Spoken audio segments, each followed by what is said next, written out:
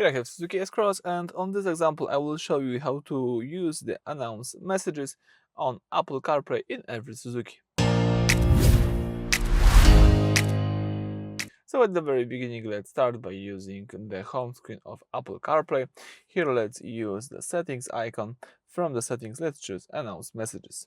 As you can see, this is a hands-free way to handle texting while driving. You can enable the announce messages right here by using this feature. So when Siri detects a new text, it will automatically read the messages, although it will be through the car's speaker. You've got here announce options. It could be announcing only new messages. You can silence new messages, remember previous settings. For example, you can just choose silence new messages. Let's go back, and here you can also enable this feature, announce for this drive only. So you just use it one time only by using this drive. Alright, so that's it. Thanks for watching. Please subscribe to our channel and leave thumbs up.